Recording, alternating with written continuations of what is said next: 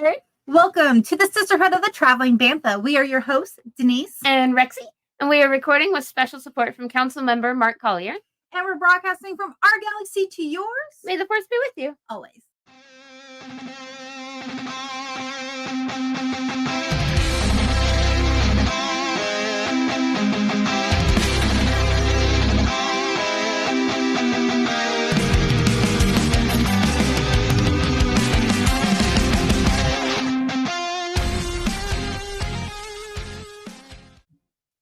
Hey, Herd. What is up, Herd? In case you were wondering, we are in so much trouble. So much trouble. No, we're not. That's just the episode that we're going to discuss for the Skeleton Crew. Here, and she goes, "Hey, I'll be there at 6:30. We are going to be in so much trouble." And I was like, why?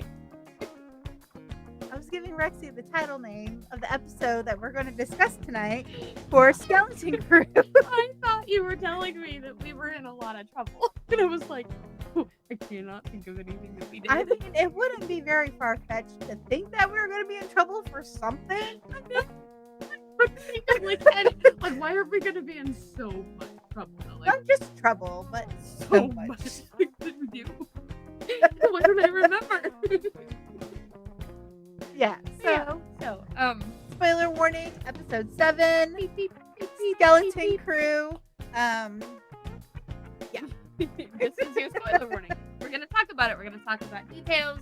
We're going to talk about stuff that happens that you should watch instead of hearing here. Yeah. So, 7, this now puts us 3/4 of the way done with the show. This is wild. We've only got 2 episodes left. Well, no, after this, just 1 episode. I know, but we have to record this one. Yeah, well, it makes sense, okay? What are you doing? Okay. I'm excited. This was a fun episode. Yeah, so I just rewatched the episode with my kid because that was my kid. I love my kid. Every week he'd be like, no, I don't want to watch it. And then I'll like force him to sit down and watch it. Not like force, but I'm like, just sit down. Take 30 minutes out of your day. Right. Hang out with me and watch the show. He's like, because hanging out with your mom's not cool. And he was like, Mom, this is so good. I'm like, yeah, you say that every single week after you watch the episode. So why don't you just listen to me, not put up a fight, and just sit down and watch it? Because you end up enjoying it every single time. Funny. Like, oh, it is such a fun show. Though. Now that it's all out, I want to sit down and I want to watch it all. Yeah, I think, like, I know I've said this before with the Acolyte. I know watching it, all the episodes back to back totally changed, I think, viewing for a lot of people. Yeah. And it was one of those shows that I think the flow worked better if you could binge watch all of it. Yeah. This show I think could get away without having to binge watch. Right. It wraps enough. Each episode is kind of like a little story in itself. It's like here's your story within the story. Here's your side mission for this week to get to the final mission, and then we'll get to the final boss. Yeah. Next week. And so each episode is a story within its, kind of like The Mandalorian. The Mandalorian was like that. The first right. There's an overarching story, right? But there's little side quests. Yeah. Sprinkled all throughout there, and each little episode is like its own little pocket. And so it's okay to you just watch the one and then you wait a week and you watch another one. But I think you're right with Acolyte. It works better as like a movie. Yeah, it just because there's so much going on and so much new lore and stuff like that. Granted, this show has a lot of new lore too, but you needed to pay attention to kind of know what was going on. Yeah. This one, you don't have to pay attention and just enjoy it and have fun. Pirate. Yeah. Still. Yeah. Pirates are fun. Everybody also likes pirates. Pirates are cool. So the beginning of this episode, we have the parents. They are running through the forest trying to get a beacon out. Yep. I was so glad to see that these parents were coming together to try to reach their children, all the mothers are like They're not getting just zapped, sitting back and no, these security getting droids. stunned. Set the phaser to stun. Like, it's like Star Trek. Oh, I know it. They're just like, They just keep dropping. You won't do anything. My- Those are our kids. My favorite though, I didn't know how to initially react when they I think it was Neil's mom grabs it first and she gets stung and she falls.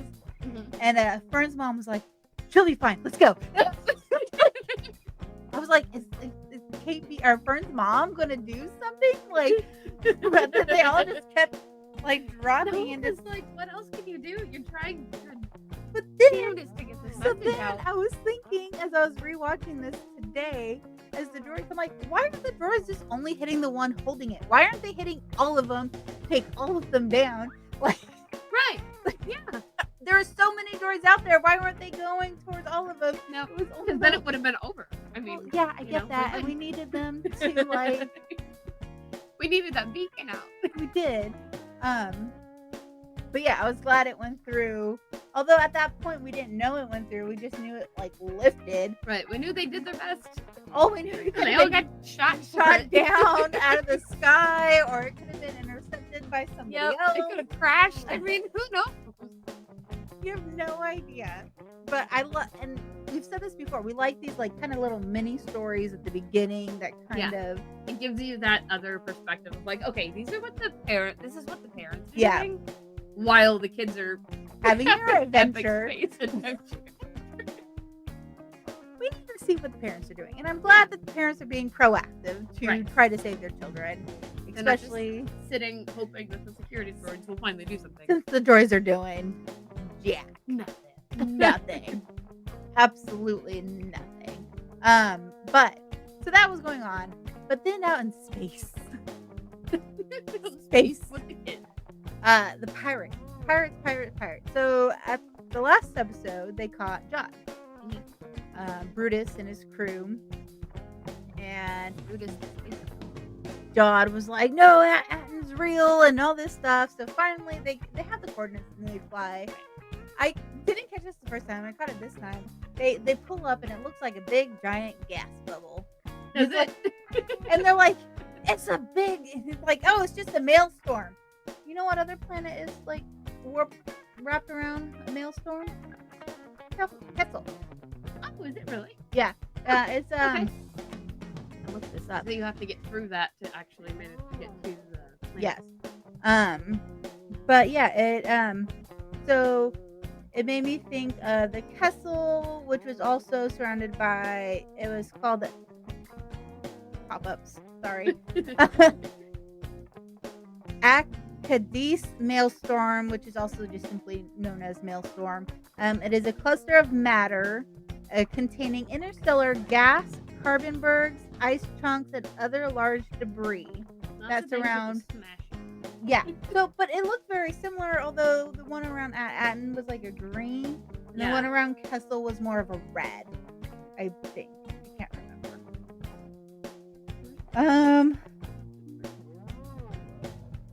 We can take a look. But yeah, so it made me think of not Kessel.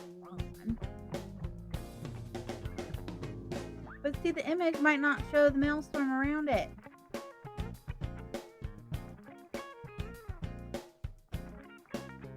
Okay, maybe it does. Yeah, you can kind of see. It was like, yeah, because it had the more red and the browns.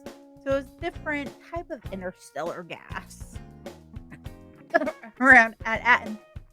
Because it was so funny because even like Jod was like, the British was like, that's just a maelstrom. And he was like, do you really think a planet that's been missing for 1,000 years is just going to be out in the Right. open? Like, come on, Brutus. Brutus is dumb. I'm trying to pull up a good enough picture that we can share it. I think I might have. Alright. Window? Oh, there we go.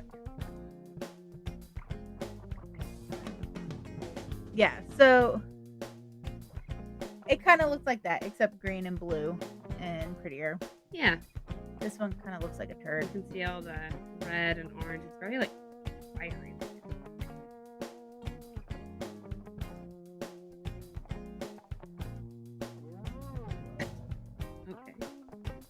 fan falls and dies or kills us, you know why? We're hearing noises. Fan is making like you know, if it falls, we'll move the computer. Yeah. It will not be my fault. It won't. It won't be any of our fault. It will be the gremlins that live in the light. And so, yeah. So he was like, Brutus, it's not going to be out in the open. If it was, it wouldn't be hidden. It wouldn't be secret. lost for People 1,000 would know years. where it was. It's so dumb. Maybe we should turn the fan on? Maybe. It's a short one. Why is right? it? Yeah. Yeah.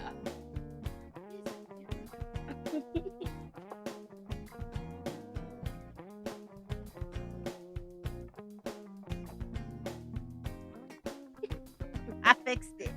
Thank you. I fixed No, it. it won't fall on us. Look at Eric's look at it when we get done. Pop off our heads with the fan. Right? Be like in the scene in the second episode or third episode of a Skeleton Crew when they're trying to escape the port. The wire is flinging.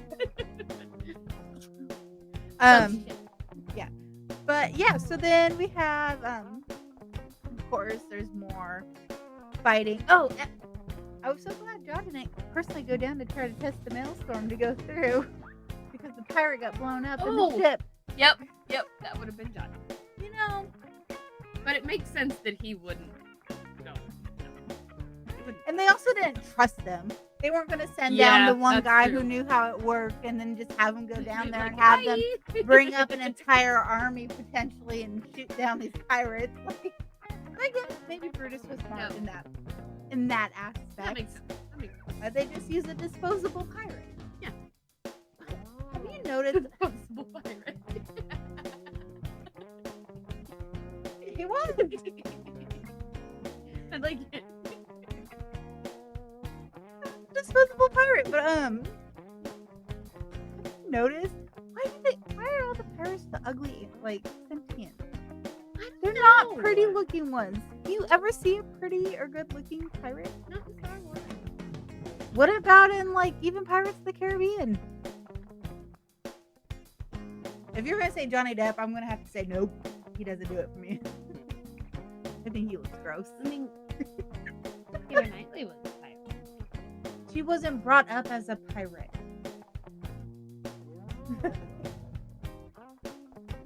And even she was used to luxury. I got nothing. No, you know what? I bet it's not so much that just the unattractive beings go off to be pirates. I bet it's the lifestyle that kind of makes them become unattractive. You know, Maybe. like not having really the opportunity But to in like be Star clean Wars, it's primarily certain sentient, certain like aliens that are pirates. like the werewolf. The And the two eyeball guy. oh, the Illy, it starts with the I. They also are known for their drug, the spice runs Yeah. too. I can't think what of they're called. any of their names. You got the three-eyed alien. Like we're playing charades right now. Oh, this is embarrassing. Moving But I right did along. notice that these pirates had a missing eye or a missing tentacle, and I was just like, these poor guys. I mean, rough life being a pirate. Everyone's trying to unalive you because you're trying to unalive them. I mean, Still all their, fair. like, And steal all their stuff and raid Yeah. them, and loot them. Being a pirate is not for not for the faint of hearted. I mean, you bring up some valid points, but come on. Maybe the pirates would be prettier if they weren't constantly running from murder. I guess. Does anybody out there know like a pretty pirate? Hondo, he's not too bad. Hondo's not bad. But I also think Hondo is You ever kind of seen Once bougie. Upon a Time? Oh, you mean Captain Hook? Have you seen him? He does not look like the Captain Hook from the cartoon. Oh, and I'm so glad he doesn't. Oh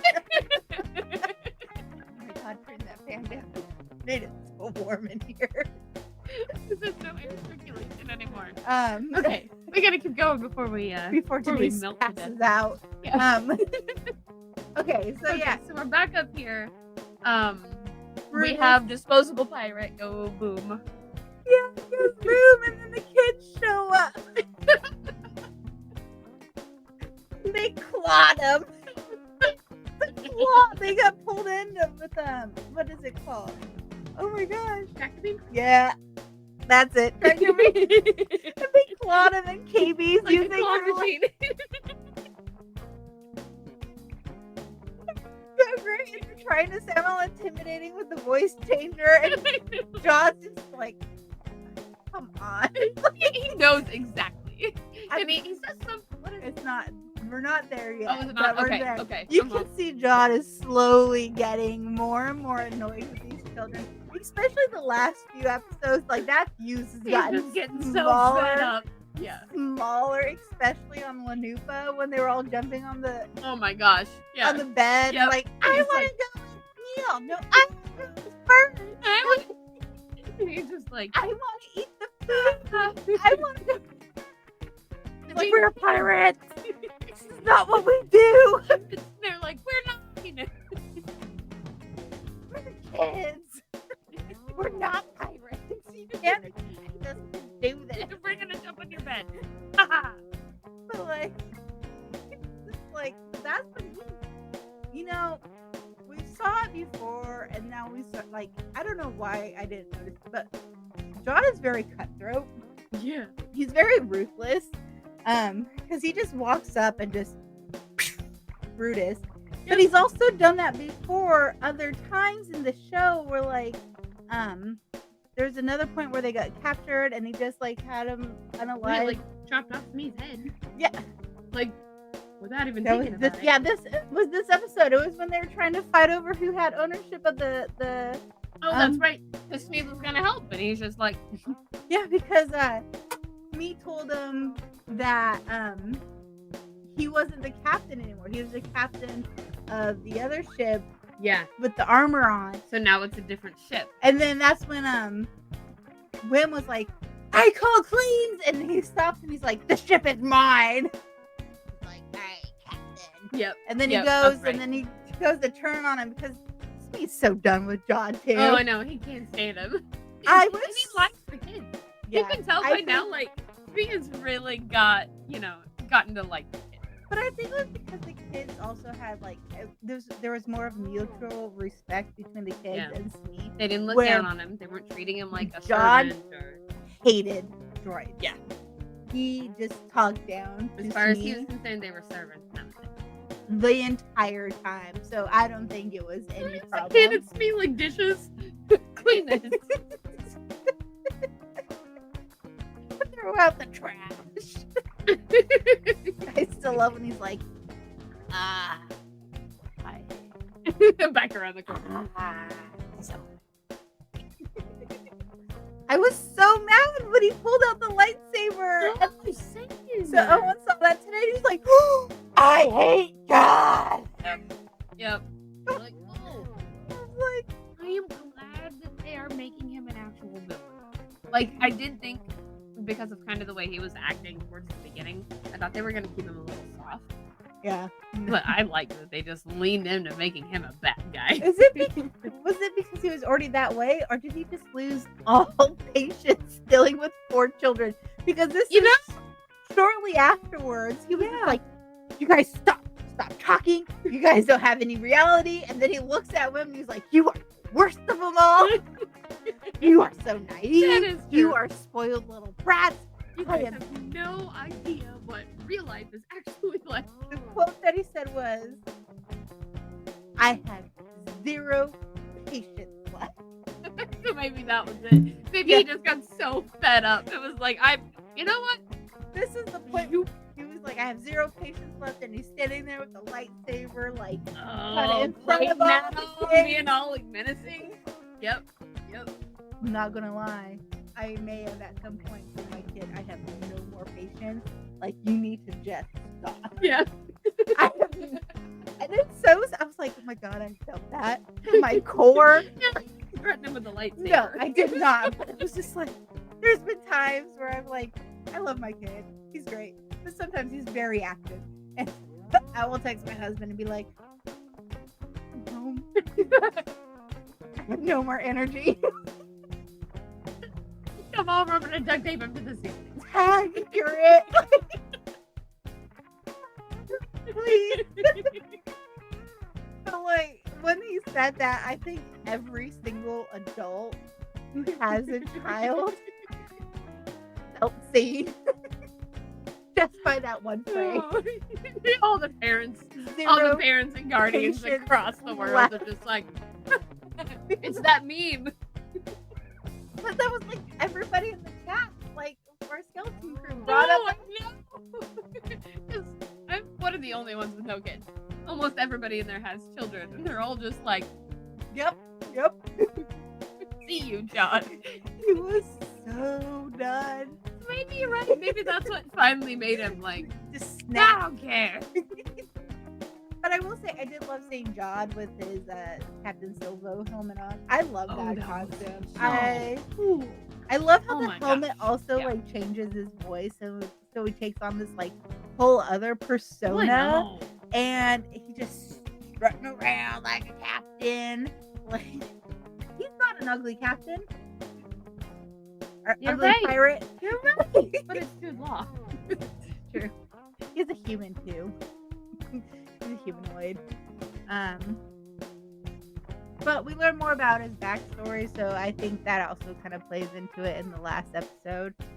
But like, I love this look.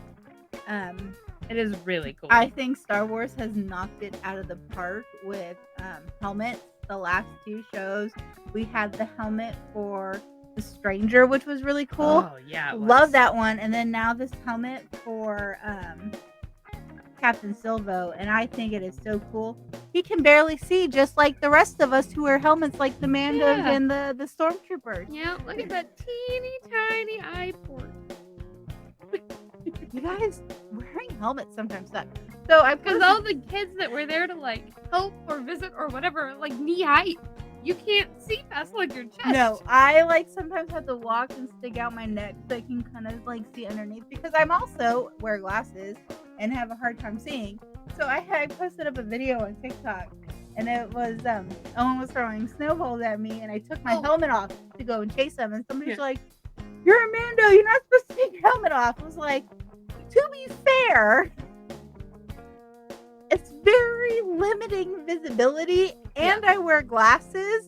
I didn't want to trip and fall on the ground, like, break your kit. because I was out in like a field, so I had no idea what was underneath. So Yeah. like, and then something, they're like, okay, fair enough. And somebody was like, oh come on, Beskar supposed to be like non-break proof. I'm like, Beskar, yes. Cosplays, no. No, I've broken so many pieces in my kit. Yeah. I am surprised it is not broken yet, because there's one part that's barely, Your color. Yeah. barely hanging on. Barely. Oh, it's doing a good job though. It's like fighting for its life. I will be sad the day it breaks, but I got some time. But also, not every Mando follows the one little cult that says you're never allowed to take your helmet off. It's only that one group. Yep. Anyway, so let's get back to skeleton. Helmets are great. And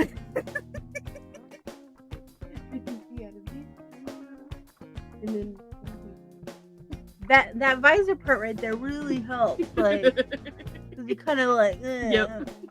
I really need to just get some contacts for when I wear the Mando. Yeah. Just because then I can wear my helmet longer. The problem is if I wear it too long without my glasses, I start to get headaches. Yeah. Your eyes are screaming so hard. Yeah. Yeah. Yep. And they're never going to be able to see it. So Yeah. you're, So yeah. I just need to get contacts, like a dozen for the year. And yeah. I need to re-up. but Okay. Back they to the make show. it. So they get into the ship. They make it through the maelstrom because Captain Renaud stole a ship from Atten. Mhm. And he had to have the special material. In order to make it through. Yes. And it was the ship key. wasn't at ship. Yes. So it also it did its thing on its own, didn't it? Am I getting ahead of myself? No, it just went through. They didn't even have to do anything. It just went through, and it was like, "Great, okay, you're good. You're not adding ship." Are you talking about when it took off the armor? No, when it locked in on some kind of landing thing. Oh, that's because they get pulled into autopilot. Oh, okay. They had the autopilot tractor beam to land. We're just like, hey, I'm close to home. I got Yes. And so before that happened, we saw the video. Remember, the parents sent off. They don't give the coordinates in the video, but they talk about being an emissary. Find a Republic emissary. They said Republic.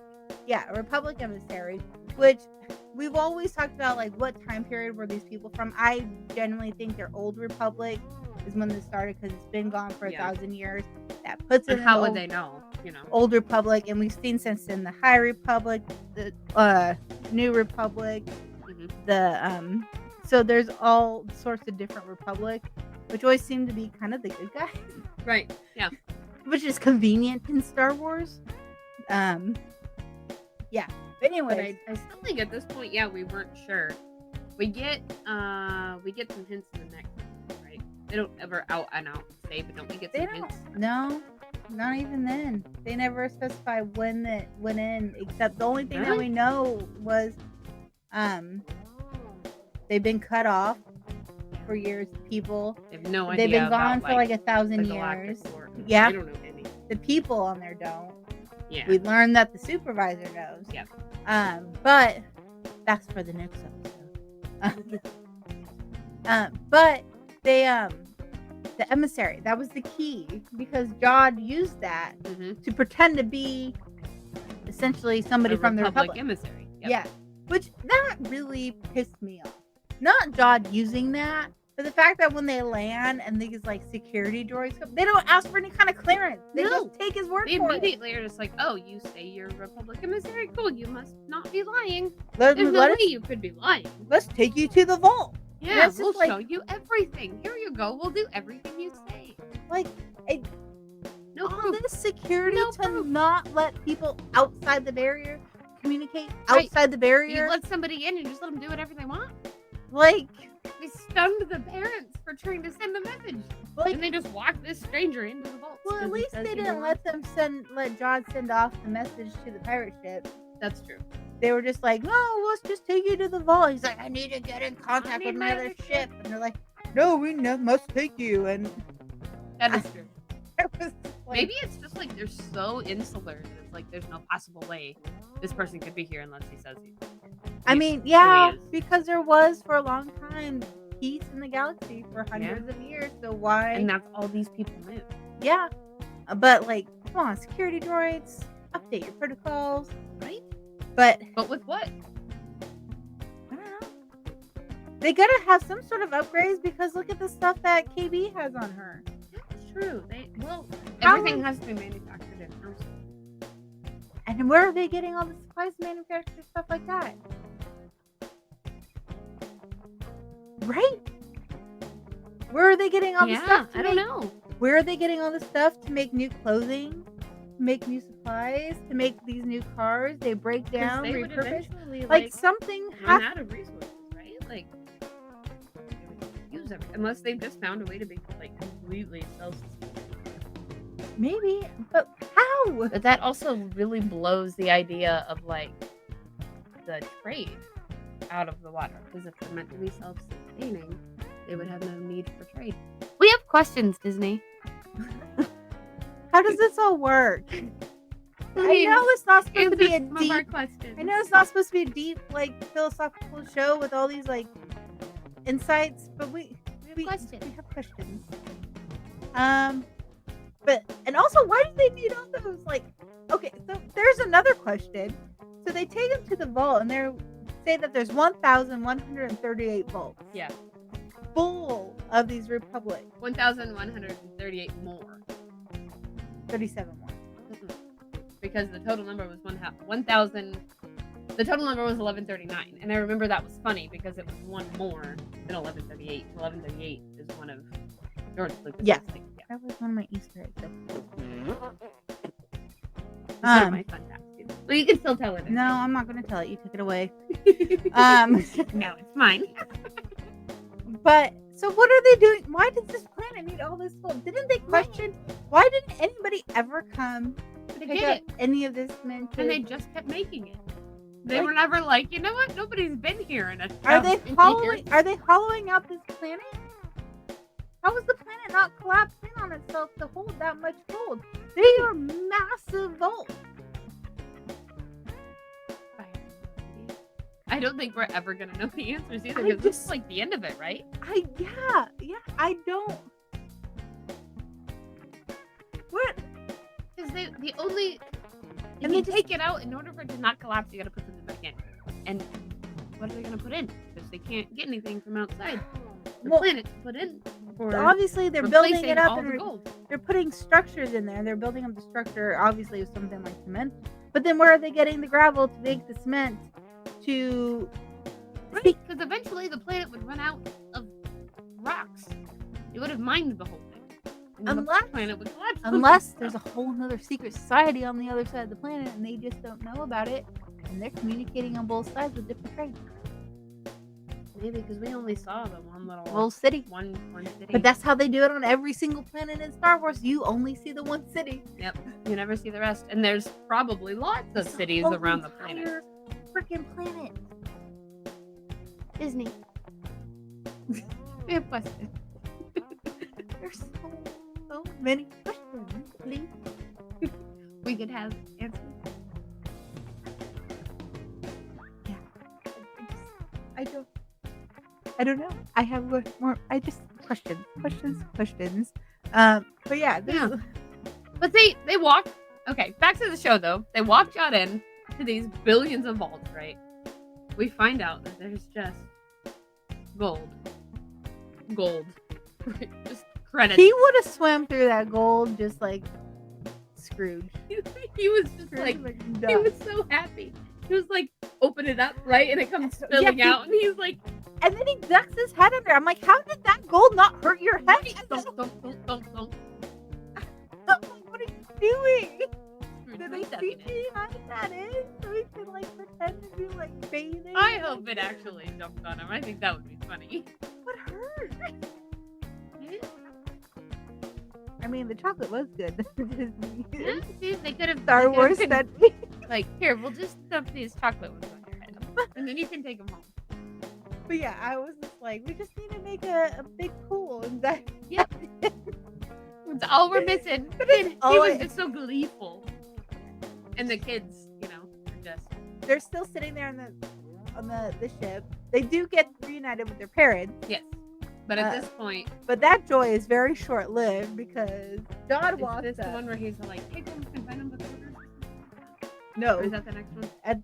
That's the next one. At this point, he walks up and he just ignites his lightsaber. Oh, that's how they cut it out of the show. Very Anakin. That was a very Anakin-esque, like.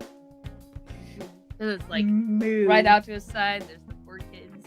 You see the lightsaber glow lighting up. And the faces. Parents with them too. The parents are like, look. And then they were all just so happy to see their kids and their parents. And then here's this guy. The emissary. The emissary that was not checked or asked for credentials. And just, I cannot. It seems so. I mean, that whole thing. Did they just let anybody? It's like you made it in, so okay, we'll do whatever you ask. Out of character for these security droids that were all. They were so cracked down on like everything else. Nothing getting out of the barrier. And the parents working together, and the parents communicating and being secretive about how the great work works. Like, but then a stranger walks in and says, "Hey, I'm this," and they're like, "Okay, cool. Here you go." It's like, no, it doesn't make sense. No. It made me so mad. So mad. Even an ounce of security would have stopped. Yeah. An ounce. But maybe because they just figured that he had this ship and this ship made it through. Right. Like, that's what I'm saying. Take over ships, though. Come on. They've never had to do it. I mean, it seems like these people have never had to deal with any It's kind not of the outside people, it's the problem. droids. Come on, droids. You gotta have some sort of like intelligence up there. It's really surprising. Yeah, because I mean, like, there's the supervisor who's controlling everything, and then these droids, and the supervisor is so like tight on security, And you think with but the all this droids going are on, not. how is this like they're so paranoid about stuff getting out of the barrier, stuff coming in the barrier. How are they not monitoring what is going on outside of the barrier? Like, wouldn't they see this big ass ship come up? Unless you just can't see through it. But there's gotta be some sort of sensor because no, because they're the things. We're going to jump to the next episode, but the things that they pass through that turn green to let them fly through, those are basically generating that fake maelstrom, Okay. the cloud. So Like, that's what tells you. Oh, that's not that. yeah.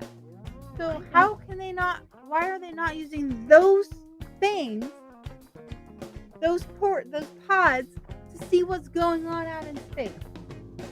They must just think there's no reason to. Like, as far as they know, there must just be no threat. As they're sitting out there and like shooting at the other ship.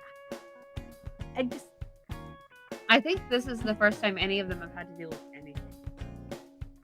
Like, I think People-wise, you know. yes, because it's been hundreds of years. But droids, like, I don't know. know. Something had to have happened for these droids or the Republic to put up this maelstrom. They had to have known that, okay, they're being protected to keep all this gold in-house. There are going to be threats.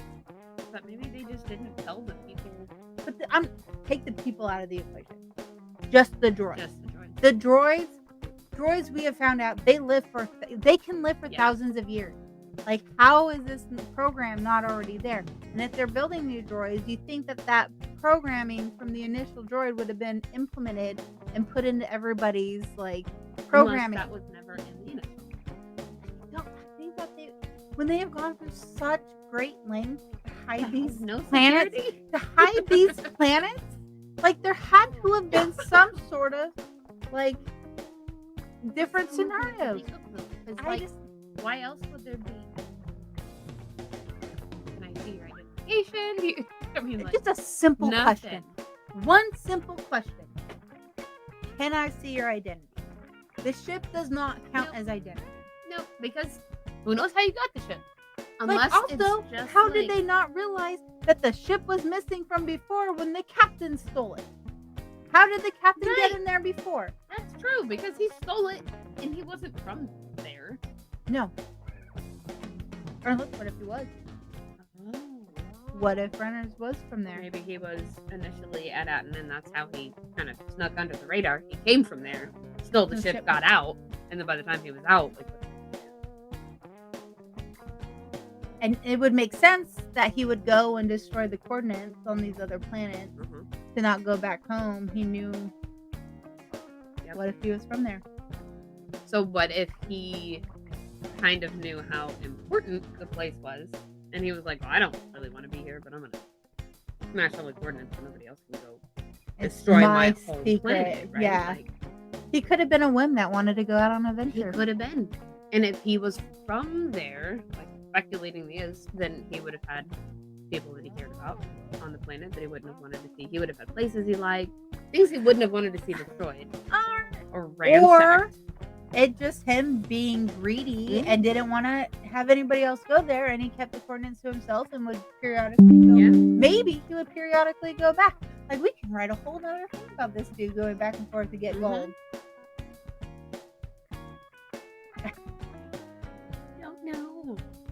I bet we're not going to get any more. I feel like this is like just a one. Season. I think it's a single season too. And I'm okay with that. I feel like it's a really good wrap up. They wrapped it up well. I just want to know more about this pirate lore. Because it's so cool. You guys started giving us like this really rad new like world within the Star Wars galaxy. I want more details. Yeah, I want more details too. There's only one more. Just one more. I wish this would have been a 12 episode. I would have liked 4 more episodes of fun piratey adventures. Yes. Well, we do get 1 more episode of fun piratey adventures. I know. I was saying we should be at 12, so we get 4 more. I'm okay fun with this piratey being 8. adventures. I think it was a good. I think if they would have gone 12, it would have been drugged out. I think so. And I think it would have fallen. It's better to leave people wanting more than leave people like, oh my god. Because I think if they would have dragged this out with 12, I think part of the issue would have been with they would have filled it in with more backstory, and I think people would have got bored with the backstory. And I think this is so I know, but this is so like action based, and adventure based. You don't want a lot of storytelling. That makes sense. So keep it quick, keep it short. Let people be like, I want 4 more episodes instead of So join us next week. We'll have a special guest next week with us to discuss the final episode. We're super excited about that. We've got ArtCon coming up soon, yes. Yep, and that'll be a lot of fun. Still waiting to hear back from Missouri Comic Con. I don't know. We'll let you guys know when we know something. Yeah. Do you have any more fun facts, or was it just the one that I closed the page out on my phone, so. Oh. Okay. Well, you can post them up on our socials or something. It is what it is. Finding the fun from our galaxy to yours. Always.